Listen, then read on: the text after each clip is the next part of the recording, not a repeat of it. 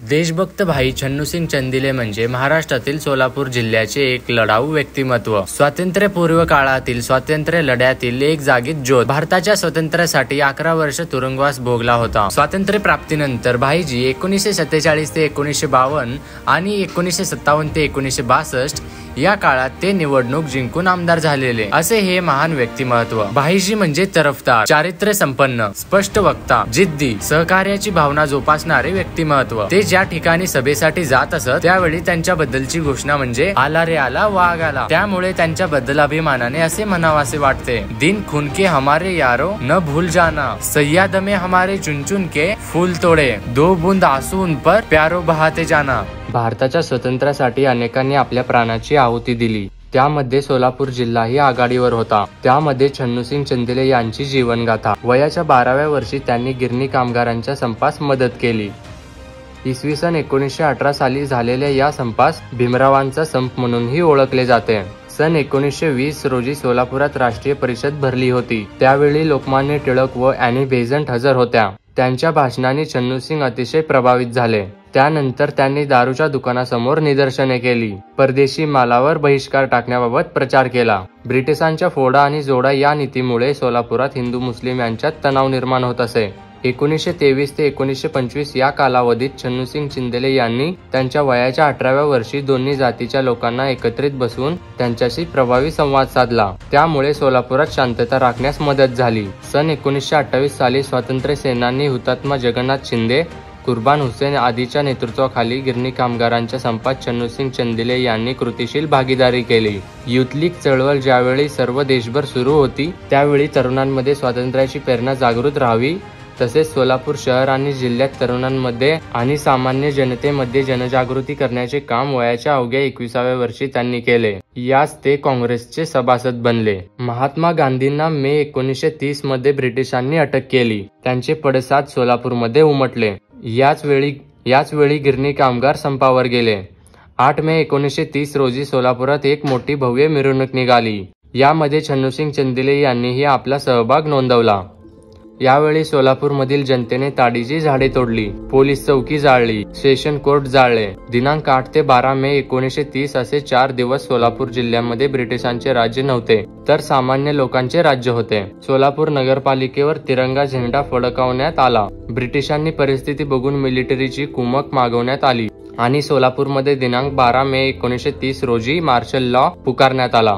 या सर्व प्रकारच्या दोष जगन्नाथ शिंदे, कुर्बान हुसेन, मल्लप्पा धनशेट्टी, श्री किसन सारडा या 4 जणांना ब्रिटिशांनी फाशीची शिक्षा दिली. तसेच सेशन कोर्ट जळीत प्रकरणी श्री छन्नूसिंग चंदिले यांना 7 वर्षाची कठोर कारावासाची शिक्षा दिली. विजापूर येथील जेलमध्ये त्यांना ठेवण्यात आले.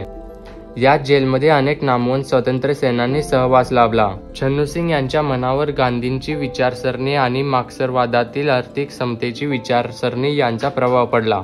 त्यामुळे त्यांचे विचार अधिक प्रगल्भ बनले. सन 1936च्या अखेरीस श्री छन्नूसिंग यांची जेलमधून सुटका झाली. त्यानंतर त्यांनी पंढरपूर येथे किसानांचा मोर्चा संघटित केला. माननीय शंकरराव देव यांच्या अध्यक्षतेखाली राष्ट्रीय परिषद पंढरपूर येथे संघटित केली. गिरणी कामगार, बिडी कामगार महिला, बैलगाडी चालवणारे किसान यांच्या संघटना निर्माण करायचे काम त्यांनी केले. त्याचबरोबर गुन्हेगार जमाती आणि मागास जमाती जनजागृतीचे काम सुरू केले. राजकीय कैद्यांच्या मुक्तीसाठीही त्यांनी चळवळ सुरू केली. या कारणासाठी पुन्हा त्यांना 9 महिन्याची कैद झाली. सन 1938 सालात जेलमध्ये असताना त्यांनी पाहिले की कैद्यांना वेताच्या छडीने मारहाण करत असत. त्याच विरुद्ध त्यांनी जेलमध्ये बेमुदत उपोषणास प्रारंभ केला. या कामी त्यांनी सुभाषचंद्र बोस आणि मुंबई प्रांताचे मुख्यमंत्री श्री B.G. खेर यांची मदत घेऊन हा प्रकार बंद करण्याबाबत विनंती केली. परिणामी कैद्यांना होत असलेली छडीची मारहाण बंद करण्याचे सरकारने आदेश दिले. सन 1938-39 मध्ये निजामशाही विरुद्ध सत्याग्रहात ते सक्रिय झाले. गुन्हेगार समजल्या जाणाऱ्या जमाती सेटलमेंट या उघड्या तुरुंगात मुक्त करण्यासाठी सुद्धा त्यांनी चळवळ सुरू केली. सन 1939 मध्ये पुन्हा छन्नूसिंग यांना नाशिक जेलमध्ये टाकले. ते सप्टेंबर 1942 पर्यंत जेलमध्ये होते. सन 1942 मध्ये महात्मा गांधींच्या चले जाव चळवळीत भाग घेतला. यावेळी ते 40 दिवस बाहेर होते. त्यानंतर पुन्हा त्यांना अटक झाली. ते यावेळी येरवडा तुरुंगात होते. यावेळी त्यांना मनामध्ये स्वातंत्र्याची लालसा मनात घेऊन जेलमध्ये बाहेर पडण्याची योजना आखली. भाई एम बी विभुते, बलदेव प्रसाद पैलवान, किसनवीर आणि पांडू मास्तर या सहकाऱ्यांसोबत येरवाडा जेलमधून यशस्वी पलायन केले. त्यानंतर 4 महिने भूमिगत राहून स्वतंत्र चळवळीचे काम केले. त्यांना पुन्हा अटक होऊन येरवाडा तुरुंगात पाठवले. दंडबेडीची शिक्षा त्यांना सुनावली. 1945 मध्ये ते बाहेर आले. सन 1945 मध्ये छन्नू सिंग यांनी बाळे येथे कामगारांचे एक शिबिर संघटित करून इंटक युनिटाची सुरुवात केली. पलटण या ठिकाणी श्री शंकरराव देव यांच्या अध्यक्षतेखाली प्रजा परिषद सुरू केली. साखरवाडी येथे साखर कामगारांची युनियन स्थापन केले. सन 1946 मध्ये सोलापूरच्या जागेसाठी विधानसभेवर ते निवडून आले. सन 1948 मध्ये सोलापूरमधील Solapur spinning and weaving mill ही कापड गिरणी बंद पडली. 10 ते 20 हजार कामगार बेरोजगार झाले. त्यावेळी त्यांनी गव्हर्नर जनरल राजाजींना भेटून निवेदन सादर केले. याचा परिणाम म्हणून या गिरणीचे राष्ट्रीयीकरण झाले. संपूर्ण देशामध्ये राष्ट्रीयीकरण झालेली ही पहिली कापड गिरणी होय.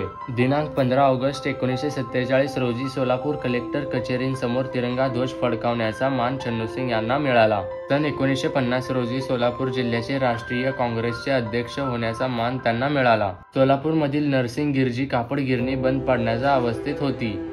सन 1958 मध्ये त्यांच्या प्रयत्नामुळे गिरणीचे राष्ट्रीयीकरण झाले व हजारो कामगारांचा रोजगार वाचला. देशभक्त भाई छन्नू सिंग चंदिले आणि सोलापूरमधील मार्शल लॉ.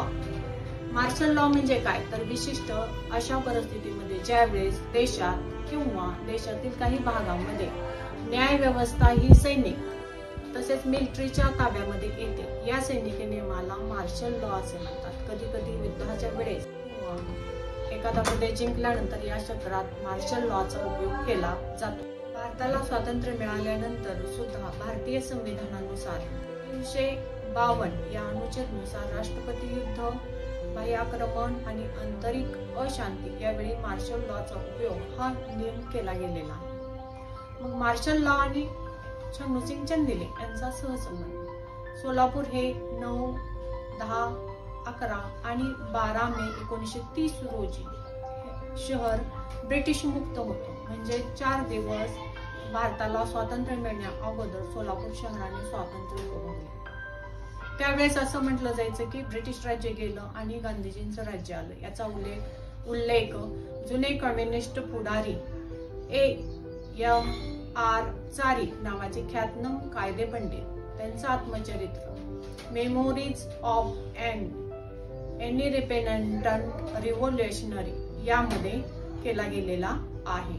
चारी यांच्या पुस्तकामध्ये सोलापूर या शहराच्या 4 दिवसाच्या स्वातंत्र्याचा उल्लेख आहे. यामध्ये छन्नू सिंग चंदिले यांनी 4 दिवस अगोदर 18,000 कामगारांचा जमाव हा प्रभावित केला होता. यावेळी त्यांच्या भाषणाने संपूर्ण सोलापूर शहर ढवळून निघालेले होते. सोलापूरमध्ये फक्त त्यावेळी ब्रिटिशांचे 100 शस्त्रधारी पोलीस होते. त्यामुळे ब्रिटिशांना सोलापूरच्या 4 दिवसाच्या स्वातंत्र्यानंतर लष्कर बोलावून मार्शल लॉ पुकारण्यात आला. याचा उल्लेख कलेक्टर हेनरी नाईट यांनी केलेला आहे. जिल्हा पोलीस अधीक्षक प्लेयर यांनी आपल्या पत्रात असे म्हटले आहे, सोलापूरचा हा जमाव उद्या माझा बंगला आणि माझं कार्यालय जाळून टाकेल. इतके इंग्रज सोलापूर जनतेला भयभीत झालेले होते, बेहालेले होते. या सर्वांमध्ये सोलापूर क्रांतीमध्ये भाई छन्नू सिंग चंदिले यांचं नाव आघाडीवर घेतलं गेलं. यामध्ये सोलापूरचे 4 हुतात्म्याचे योगदान ही महत्वपूर्ण आहे. पहिला हुतात्मा मलाप्पा रेवण सिद्धप्पा धनशेट्टी, दुसरे श्री किसन लक्ष्मीनारायण सारडा, 3 जगन्नाथ भगवान शिंदे, 4 अब्दुल रसूल कुर्बान हुसेन. सोलापूरच्या क्रांतीवीरांसाठी काहींनी केलेल्या कवितेच्या काव्यपंक्ती. ही कविता कुंज विहारी यांनी भारतीय मातेसाठी गायली गेलेली आहे. भेटेन 9 महिन्याने मणी धीर धरी शोक आवरी जनते. सोलापूरच्या मार्शल लॉ साठी पोलिसांना अशा सूचना होत्या की मॅन्युअल प्रमाणे गोळीबार करण्यापूर्वी हवेत गोळीबार करा. त्यांनाही जमाव जर पांगला नाही तर पायावर गोळ्या झाडा आणि जमाव अगदीच अनावर झाला तरच शूट टू किल अशा सूचना होत्या. परंतु ब्रिटिश लष्करांनी शेवटची सूचना पाळली, ती म्हणजे शूट टू किल अशी पद्धत वापरली आणि सोलापूरमध्ये बेछूट गोळीबार केला. थोडक्यात सांगायचं तर सोलापूरचा मार्शल लॉ हा जालियनवाला बाग हत्याकांड याची एक छोटी आवृत्ती होती. मार्शल लॉ च्या वेळी झाल्या गेलेल्या शिक्षा भाईजींची शिक्षा होती, जिल्हा न्यायालयाची इमारत जाण्याबद्दलचे प्रकरण म्हणून छन्नूसिंग चंदेले यांना 7 वर्षाची सक्त मजुरी होती आणि फौजदारी चावडी खटला म्हणून छन्नूसिंग चंदेलेला पुन्हा त्याच्यामध्ये 2 वर्षाची सक्त मजुरीची शिक्षा फरमावली. टोपी घालण्याबद्दल छन्नूसिंग चंदेले यांना त्याच्यामध्ये 4 महिने सक्त मजुरीची शिक्षा ब्रिटिशांनी फरमावली. सोलापूरच्या या मार्शल लॉच्या वेळी ज्या क्रांतिकारकांनी काम केले अशांसाठी कवी हरिंद्रनाथ चट्टोपाध्याय यांनी गायलेली कविता म्हणजे गुलाल से भर लो झोली आज हमारी होली, गुलाल से भर लो झोली आज हमारी होली, हजार मतके हजार पतके, हजार मतके हजार पतके, हे नववीरो नव भारत के, हे नववीरो नव भारत के, धन्य तुम्हें है पुण्य पेशावर, धन्य तुम्हें है पुण्य पेशावर, धन्य तुम्हें सोलापूर रे भाई, धन्य तुम्हें सोलापूर रे भाई. फक्त भाई छन्नूसिंग चंदेले यांच्या जीवनातील घटना आणि काही घटनाक्रम. 6 सप्टेंबर 1906 रोजी त्यांचा जन्म झाला. सन 1932 मध्ये छन्नूसिंग चंदेले आणि पंडित नेहरू यांची पहिली भेट झाली. सन 1938 मध्ये छन्नूसिंग चंदेले आणि M.K. लिमये यांची भेट. सन 1937 मध्ये काँग्रेस मंत्रिमंडळ कारभारामध्ये मोलाचे योगदान भाईजींनी दिले. सन 1937-38 नाशिक जेलमध्ये छन्नूसिंग यांची M.K. लिमये, सेनापती बापट यांची पुन्हा एकदा पुनर्भेट झाली. जुलै 1942 मध्ये जुलैच्या 3ऱ्या आठवड्यात छन्नूसिंगांची कारागृहातून सुटका झाली. 8 ऑगस्ट 1942 चले जाओ व करेंगे या मरेंगे यामध्ये गांधीजींबरोबर त्यांचाही सहभाग हा अनुभव होता. 22 जुलै ते 8 ऑगस्ट 1942 चले जाओ या आंदोलनासाठी सुद्धा त्यांनी सहभाग मोठ्या प्रमाणात नोंदवला. 9 ऑगस्ट येरवडा तुरुंगात छन्नूसिंगांची पुन्हा एकदा रवानगी झाली. ऑगस्ट 1942 दिन खून के हमारे यारो न भूल जाना, दिन खून के हमारे यारो न भूल जाना हे रामप्रसाद बिस्मल यांचे गीत छन्नूसिंग ज्या ज्या वेळी तुरुंगात जायचे त्या वेळी कारागृहामध्ये रात्रीच्या वेळी संतपणे हे गीत गात असत आणि सर्व जण अगदी मन लावून हे गीत ऐकत असत. ऑगस्टचा 3रा आठवडा 1942 येरवडा तुरुंगातून पलायन त्यांनी केले आणि हे पलायन यशस्वीरित्या पार पडले. त्यानंतर त्यांनी भूमिगत राहून स्वातंत्र्यासाठी धावपळ केली. सन 1938 मध्ये नाशिक जेलमध्ये 20 दिवस छन्नूसिंग यांचा अन्न सत्याग्रह केला. 20 दिवस त्यांनी अन्नाचा कणही शरीरामध्ये घेतला नाही. याचं कारण असं की गंगाराम चव्हाण यास अटकेची शिक्षा दिली गेली होती.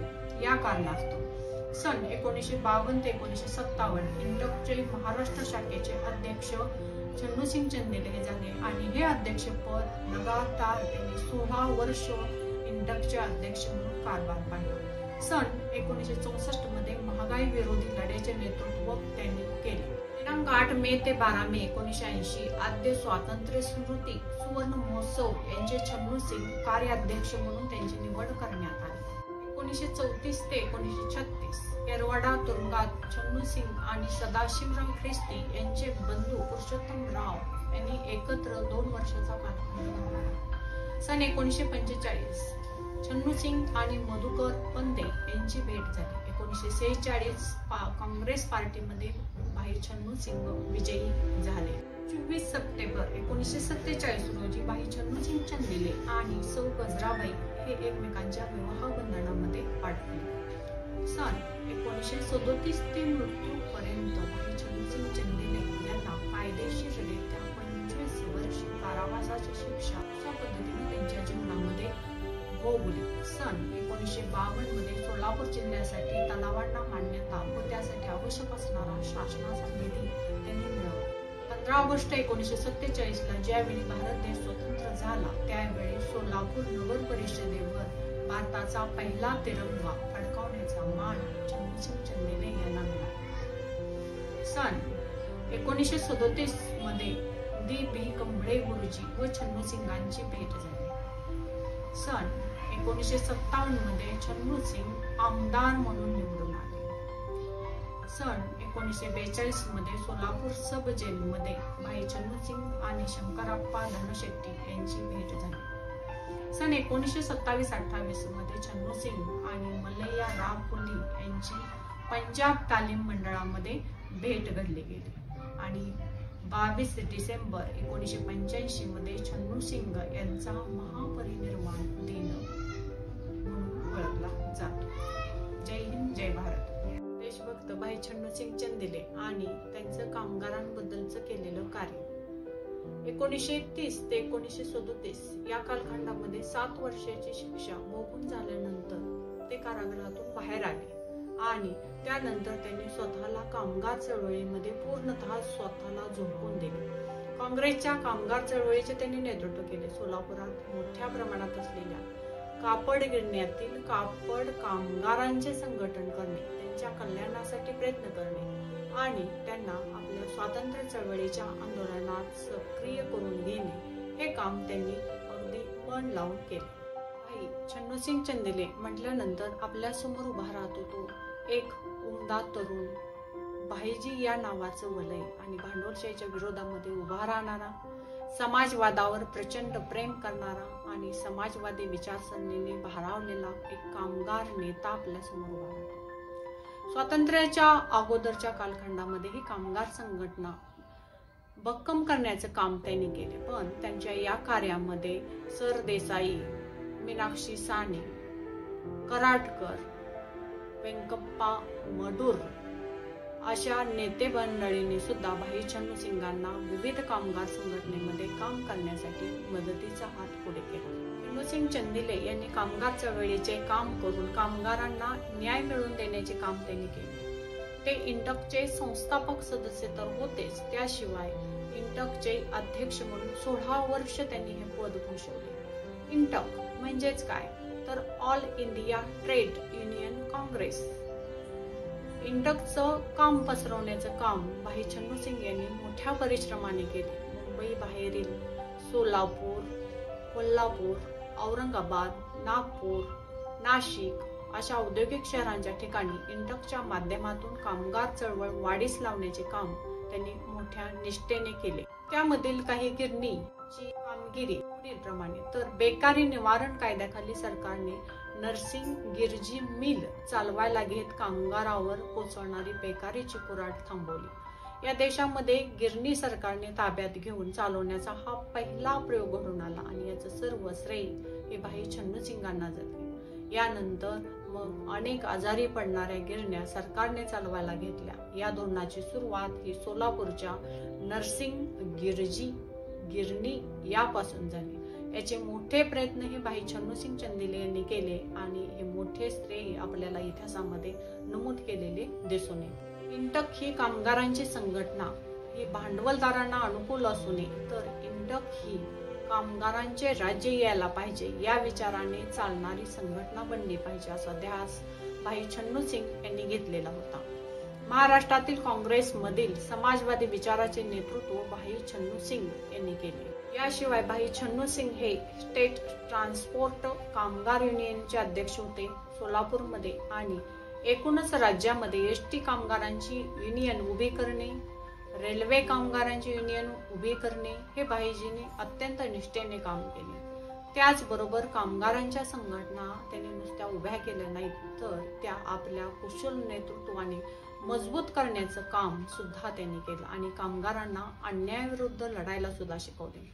कामगार चळवळीचे जवळजवळ 35 वर्ष नेतृत्व करण्याचं काम भाई छन्नू सिंग चंदिले यांनी केले. देशभक्त भाई छन्नू सिंग चंदिले आणि त्यांनी सोलापूर जिल्ह्यासाठी केलेलं विशेष कार्य सन 1947 आणि सन 1957 मध्ये विधानसभेच्या ज्या सार्वत्रिक निवडणुका झाल्या त्यामध्ये ते 2 वेळेस आमदार म्हणून निवडून आले आणि या आमदारकीच्या कालखंडामध्ये देशभक्त भाई छन्नू सिंह कल्याणसिंह चंदिले हे नाव देशभरामध्ये प्रसिद्ध झाले. भाई छन्नू सिंग चंदिले यांनी सर्वप्रथम काम जर कोणतं केलं असेल तर तो प्रश्न म्हणजे पाणी. पिण्याच्या पाण्याचा प्रश्न सुटावा म्हणून भीमा पाणी पुरवठा योजना कार्यान्वित करणे आणि उजनी धरणामध्ये ते पाणी सोडून उजनी धरणाचं पाणी सोलापूरला येण्यासाठी त्यांनी सातत्याने शासनाकडे पाठपुरावा केला आणि आज ते आपण पाहतच आहोत। सोलापूरच्या पूर्व भागामध्ये सुद्धा सहकारी क्षेत्रातील विवोको प्रोसेस ही जी मिल स्थापन झाली होती त्याच्या स्थापनेमध्ये सुद्धा भाईजींचा सिंहाचा वाटा आहे। याचबरोबर यशवंत सोलापूर सहकारी सूतगिरणी या गिरण्यांच्या निर्मितीमध्ये देखील त्यांचा मोलाचा वाटा आहे। देशभक्त भाई छन्नूसिंह कल्याणसिंह चंदिले थोर नेतृत्व म्हणायला काही हरकत नाही। समाजवादी विचारावर अढळ श्रद्धा ठेवून सामान्य कार्यकर्त्यांना सुद्धा नेतेपदी बसवणारे व्यक्तिमत्व म्हणजे छन्नूसिंह। सत्तेचे विकेंद्रीकरण करणारे, आपल्या पदाचा उपयोग कामगारांचे प्रश्न सोडवण्यासाठी करणारा, तत्वासाठी पदावर पाणी सोडणारा, तडजोड न करणारा, काँग्रेसवर, पंडित नेहरूंवर, इंदिरा गांधीवर अपरिमित प्रेम करणारा, कामगारांचा अनभिषिक्त नेता, अमोघ वक्तृत्वाचे धनी असणारे भाई छन्नूसिंह चंदिले यांनी सोलापूर शहराच्या जडणघडणीमध्ये आणि भारताच्या स्वातंत्र्यामध्ये फार मोलाचे योगदान दिले। अशा या थोर हुतात्म्यास विनम्र अभिवादन। देशभक्त भाई छन्नूसिंह चंदिले यांचे सुपुत्र श्री हेमूजी छन्नूसिंह चंदिले यांचे कार्य आजही अखंडितपणे सुरू आहे। त्यांनी शैक्षणिक क्षेत्रात गगन भरारी घेतली आहे। जुनी विडी घरकुल येथे राष्ट्रमाता इंदिरा प्राथमिक शाळा बालवर्ग ते 7वी, देशभक्त भाई छन्नूसिंह चंदिले माध्यमिक विद्यालय 8वी ते 10वी, तसेच भाई छन्नूसिंह चंदिले समाजकार्य महाविद्यालय MSW जुना विडी घरकुल सागर चौक सोलापूर यामध्ये श्री हेमूजी चंदिले यांनी यश संपादन केले आहे। जय हिंद, जय भारत।